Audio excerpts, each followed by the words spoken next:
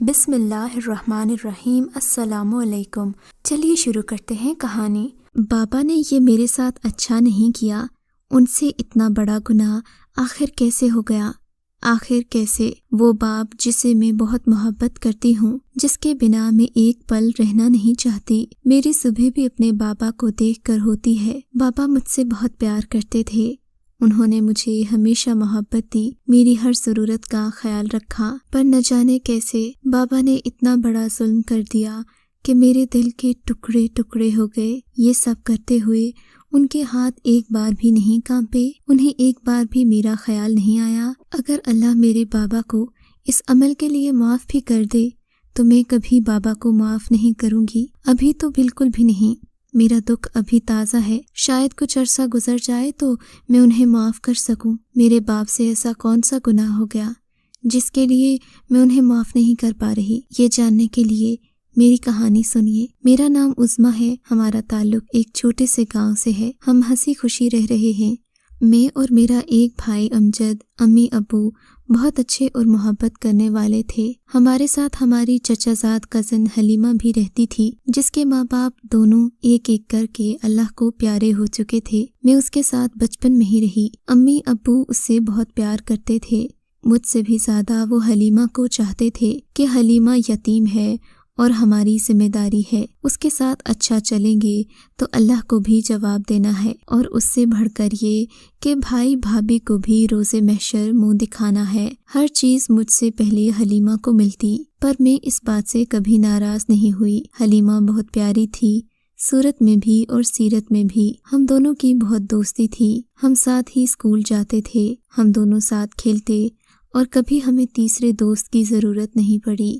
ہم دونوں سہیلیاں بھی تھیں اور بہنیں بھی، اپنے دکھ درد خوشی پریشانی ہم سب ایک دوسرے سے بانٹتے، ایک دوسرے کے بنا ہمارا گزارا نہیں ہوتا تھا۔ بچپن سے ہم نے جوانی کی دہلیز میں قدم رکھا تو حلیمہ مجھ سے زیادہ خوبصورت تھی، وہ ہر کام میں ماہر تھی، سلائی کڑھائی، کھانا بنانا اور پڑھنے کا بھی اسے شوق تھا۔ 8 درجہ اس نے گاؤں کے اسکول میں پڑھا، پھر شہر پرائیویٹ امتحان دینے جاتی، اس نے انٹر تک امتحان دیے اور اچھے نمبروں سے پاس ہوئی، جبکہ میں بھائی اور ابو کی ڈانٹ ٹپٹ سے میٹرک تک ہی جانے کیسے مر مر کر امتحان دے پائی۔ پھر حلیمہ کے لیے رشتوں کی قطار لگ گئی، پر امی کی خواہش تھی کہ حلیمہ کی شادی میرے بھائی امجد سے ہو، میں خود بھی ایسا ہی چاہتی تھی۔ مجھ سے زیادہ خوش اور کون ہو سکتا تھا کہ حلیمہ میری بھابھی بنے۔ ایسے میرے بھائی اور حلیمہ کی شادی ہو گئی، میں بہت زیادہ خوش تھی، دھوم دھام سے یہ شادی ہوئی،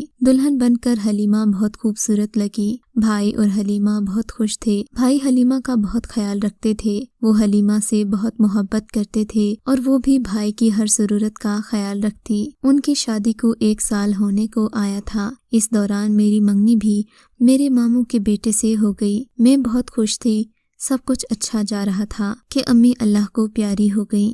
وقت گزرتا رہا، آنے والے وقت ہماری زندگیوں میں کیسا طوفان لانے والے ہیں اس سے تو ہم بھی انجان تھے۔ کبھی کبھی ایسا ہوتا ہے کہ ہم اپنے ہی گھر میں رہنے والے لوگوں کو نہیں سمجھ پاتے، وہ کیسے ہمارے پیٹ میں چھرا گھونپیں گے، ہمیں یہ احساس ہی نہیں ہوتا، ہمیں جب پتہ چلتا ہے تو بہت دیر ہو چکی ہوتی ہے۔ پھر ایسا ہوا کہ ہولے ہولے سب ہم سے چھن گیا، ہماری خوشیاں، ہمارا سکون سب لٹ گیا۔ یہ سردیوں کی شروعات تھی، بھائی 1 مہینے کے لیے شہر گئے ہوئے تھے اور کسی کام سے گئے تھے، میں اور حلیمہ گھر کی چھت پر سوتے تھے۔ گاؤں میں سبھی صبح سویرے اٹھتے، اسی لیے رات کو نیند بھی جلدی آ جاتی تھی، سب لوگ سوتے بھی سویرے تھے۔ اس موسم میں ہی چوری کے واقعات زور پکڑتے تھے، کیونکہ سردی سے اکثر لوگ گھروں کے اندر چھپ جاتے، مگر پھر بھی جن لوگوں کے پاس مال مویشی زیادہ ہوتے وہ ساری رات چھتوں پر پہرا دیتے اور باری باری سبھی جاگتے تھے۔ میں اور حلیمہ چھت پر سوتے تھے جبکہ بابا نیچے برآمدے میں ہوتے۔ ایک روز مجھے ایسا محسوس ہوا کہ کوئی آواز ہے، جیسے کوئی کود کر چھت پر آیا ہو۔ میں نے آنکھیں کھولی، تھوڑا سا دیکھا، حلیمہ سر تک لحاف تانے سو رہی تھی۔ مجھے لگا شاید یہ میرا وہم تھا، بلی ہوگی جو کتوں کے ڈر سے چھت پر چڑھ کر روز رات کو वहाँ दनदनाती थी। सुबह उठी तो मैं और अब्बू चाय पी रहे थे। अब्बू ने कहा, बेटी रात मुझे किसी के छत पर कूदने की आवाज़ आई थी। मैंने कहा, जी अब्बा, मुझे भी लगा, पर देखा तो बिल्ली थी। बिल्ली भी आपने देखी है ना, कितनी मोटी है, ऐसे कूदती है जैसे कोई इंसान हो। हलीमा देर तक सोती रही। जब से भाई गए थे हलीमा देर से उठती थी। हाँ, जब भाई सुबह सवेरे ज़मीनों पर जाते थे तो उसे भी जल्दी जागना पड़ता। अब बाबा के लिए मैं उठ जाती तो वो बेहिस होकर सो जाती। आजकल बात पे बात हंसती थी, बहुत खुश रहने लगी थी। वरना शुरू शुरू में भाई जाते तो वो मुरझा जाती। अब तो भाई का नाम ही ना लेती। फिर 2 दिन रुककर वही आवाज़ कूदने की दोबारा आई। अब्बा के एक खास दोस्त फरीद चचा ने अब्बा से कहा, शफकत, तुम्हें कुछ खबर है कि तुम्हारे घर में क्या चल रहा है और बाहर क्या बातें हो रही हैं? तुम तो सारा दिन घर पर बैठे होते हो। गांव वाले चैमुगोइयां कर रहे हैं कि कोई रात को तुम्हारी दीवार फलांगकर अंदर जाता है। 2-3 बार गांव वालों ने उसे देखा है। बाबा ने सुना तो चिढ़ गए। कैसी बातें कर रहे हो फरीद, बकवास कर रहे हैं गाँव वाले। उन्हें कहो अपनी जुबान बंद रखें। अरे मुझे तो तुम पर अफसोस है, तुम भी उनकी बातों में आ गए। अमजद आया तो उन्हें जिंदा गाड़ देगा। कल रात एक चोर तुम्हारी दीवार फलांगकर अंदर आया।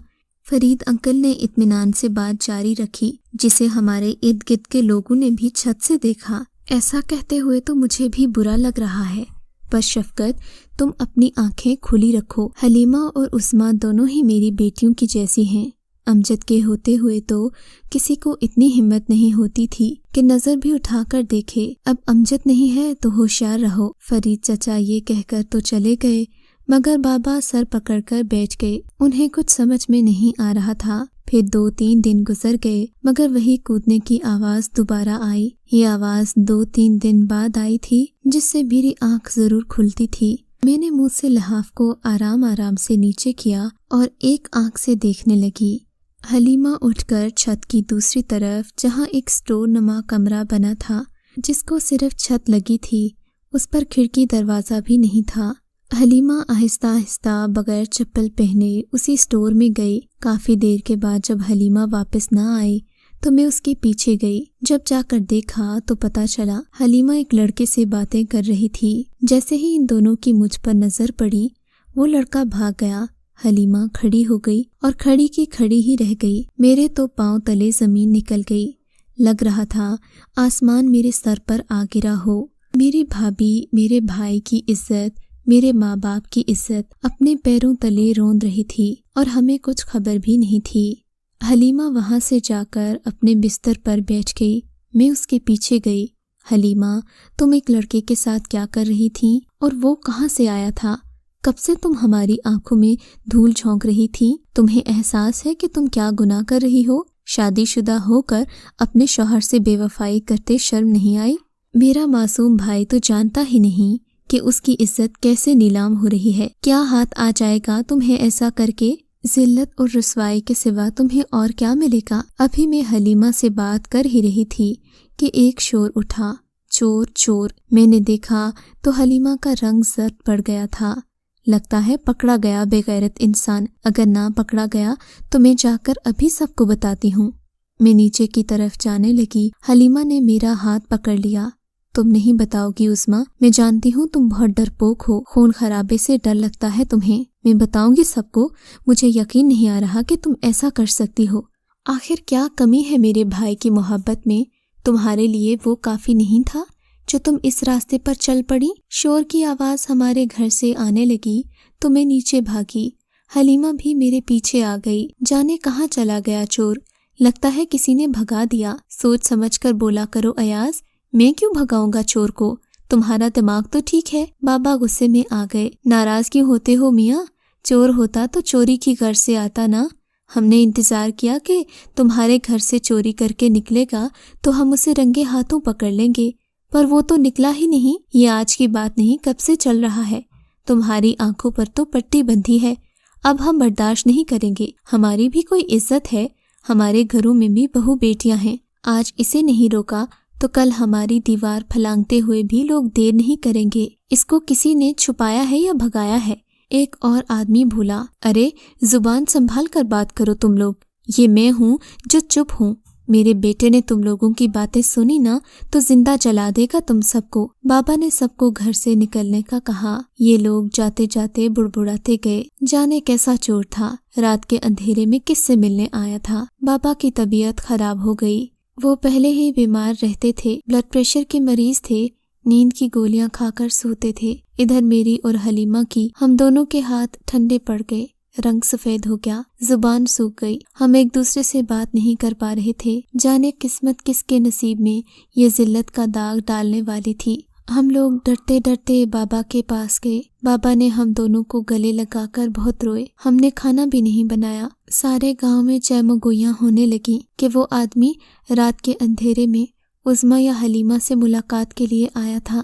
देखो हलीमा, क्या कर दिया तुमने। तुम्हें जरा एहसास है कि तुमने अपने साथ ही मुझे और मेरे भाई और बाबा को भी इस जहन्नुम में घसीट दिया। तुम्हें जरा एहसास नहीं, बाबा ने तुम्हें कितनी मोहब्बत से पाला है। क्या हम सब इस लायक थे? मैं समझती थी शायद हलीमा को एहसास होगा, वो नदामत से आंखें झुका लेगी, मगर वो तो बहुत ही बेशर्म और बेहया निकली। कहने लगी, मैं तुम्हारे भाई के लायक नहीं हूँ। मुझे अब अमजद के साथ भी नहीं रहना, मैं जफर के साथ रहना चाहती हूँ। मैं जल्द ही यहाँ से चली जाऊंगी। वो मुझसे मोहब्बत करता है, मैं भी उसे चाहती हूँ। मैंने कहा, कब से जानती हो उसे? तो बोली, सना की मेहंदी में देखा था, फिर उसने मुझे पसंद कर लिया। अब मैं भी उसके बिना नहीं रह सकती। हलीमा ढटाई से बोलती गई। आज पर्दे से पर्दा उठ रहा था। अपनी बेखबरी पर गुस्सा भी आ रहा था। शायद किस्मत को यही मंजूर था। मैं बेबस होकर जमीन पर बैठकर रोने लगी। हलीमा को समझाती रही पर वो जिद की पक्की थी। मैं डर के मारे चुप रही कि ऐसी बातों का अंजाम जानती थी। डर भी बहुत लगता था, मगर हलीमा को इश्क ने अंधा कर दिया था। वो बेखौफ हो गई थी। बाबा अलग परेशान और बीमार थे। उन्होंने बाहर जाना बिल्कुल छोड़ दिया था। लोगों ने ताने दे देकर उन्हें घर रहने पर मजबूर कर दिया। भाई नहीं आए। इस दौरान मोबाइल भी आम नहीं थे। भाई भी कई बार गांव से काम के सिलसिले में बाहर जाते, पर ऐसा मसला कभी दरपेश नहीं हुआ था। उनको मालूम नहीं था उनके दिल की दुनिया लुट गई है। उनके घर को जैसे किसी की नजर लग गई थी। मुझे रह रहकर भाई का ख्याल आता। फिर वो कयामत की रात भी आ गई जो हमारी जिंदगी को तहस नहस कर गई। आज भी मुझे याद है वो रात। चांदनी रात थी, ठंडी हवा चल रही थी, हर तरफ पुरस्रार खामोशी थी। मेरा दिल बहुत घबरा रहा था। आज बाबा भी नहीं थे। आज रात को जमीनों पर पानी खोलने की बारी बाबा की थी। मुझे तो बहुत अजीबो गरीब खौफ लग रहा था। मैं सोने लेट गई। अब तो नींद भी उड़ी हुई थी। बिस्तर पर पड़कर नींद ही नहीं आई। हलीमा होले होले सीढ़ियां उतर कर नीचे गई। मुझे हलीमा की दीदा दलीरी से खौफ आता था। मैं समझ गई आज भी वो बेगैरत आया है। उसे पैगाम मिल गया था कि बाबा जमीनों पर गए हैं। हलीमा और जफर बातें कर रहे थे कि अचानक बाबा आ गए। उन्होंने इन दोनों को रंगे हाथों पकड़ लिया। बाबा के सर पर खून सवार हो गया, मगर वो लड़का भागने में कामयाब हो गया। उसके पीछे बाबा भागे, पर वो जवान जहां लड़का था। बाबा बेचारे उम्र में बड़े थे और दूसरा बीमार थे। वो वापस अंदर आए। उन्होंने हलीमा को बहुत मारा। बेहया, बेगैरत, हमारी आंखों में धूल छोड़ती है, हमारे सरों पर खाक मलती रही। छोड़ूंगा नहीं तुझे। बाबा बाबा छोड़ दें, भाई को आने दें, वो इसका फैसला करेंगे। मैंने बाबा से छुड़वाकर हलीमा को अंदर ले गई। बाबा पागलों की तरह रोते रहे, सर दीवार पर करते रहे। काश मैं मर जाती ये सब देखने से पहले।